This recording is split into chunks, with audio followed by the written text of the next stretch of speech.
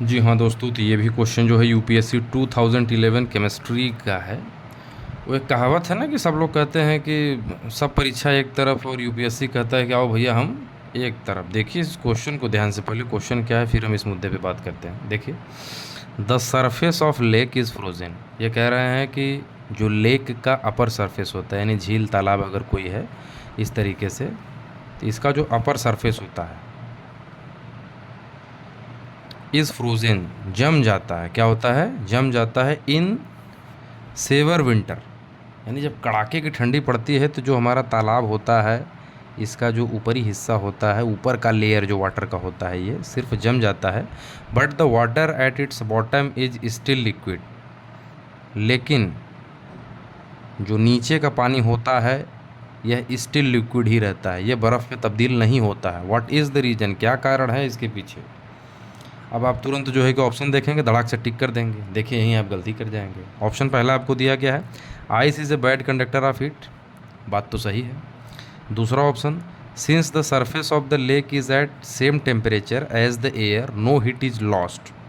देखिए एक एक दूसरे वाले में ये कह रहे हैं, पहला ऑप्शन पहले देखिए, ice is a bad conductor of heat. ये कह रहे हैं कि जो आइस बर्फ़ होता है, यानी आप ये जो ऊपर वाला लेयर ये कह रहे हैं बर्फ़ में तब्दील हो जा रहा है, तो जो बर्फ़ होता है वो बैड कंडक्टर ऑफ हीट होता है, यानी ऊष्मा का कुचालक होता है।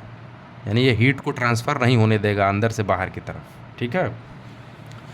दूसरा ऑप्शन है since the surface of the lake is at the same temperature as the air no heat is lost. ये कह रहे हैं कि जो लेक का अपर सरफेस है इसका भी वही तापमान हो जा रहा है जो ऊपर हवा है, चूँकि इसी की वजह से तो ये बर्फ़ जमा है ना, तो जाहिर सी बात है कि दोनों का टेम्परेचर तो सेम हो गया। तो यही कारण है कि ये नीचे वाले को नहीं जमने दे रहा है। तो भाई इसका तापमान इसके बराबर हो गया, ये बात तो सही है, लेकिन इस बात का जिक्र ये नीचे इस ऑप्शन में नहीं कर रहा है कि नहीं इसके वजह से ये नहीं जमा। ठीक है, तो बात तो ये भी सही है। फिर तीसरा देखिए, the density of water is maximum at 4 degree Celsius. और ये बात भी सही है कि जो वाटर की डेंसिटी होती है 4 डिग्री सेल्सियस पे क्या होती है? मैक्सिमम होती है।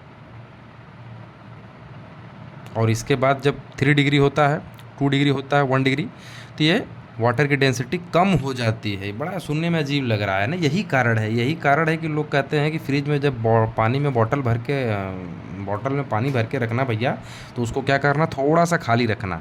ठीक है, थोड़ा सा क्या करना, खाली रखना। नहीं रखेंगे तो पता है क्या होगा, जब ये 4 डिग्री सेल्सियस के बाद और तापमान कम होगा, यानी पानी जब धीरे धीरे बर्फ़ में तब्दील होना, आइस में चेंज होना शुरू होगा, तो इसका ये फैलना शुरू हो जाएगा, क्योंकि इसकी डेंसिटी कम होती है।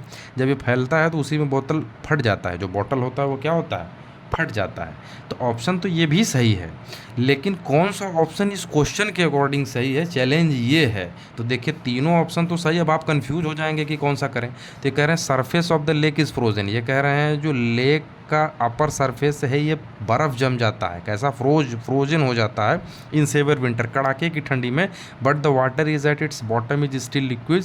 और जो इसके बॉटम में लिक्विड होता है, वाटर होता है, वो स्टिल लिक्विड कंडीशन में ही रहता है। ऐसा इसलिए होता है क्योंकि यहाँ पे जो बर्फ़ की चादर बन जाती है ये अंदर से हीट को बाहर नहीं जाने देती है।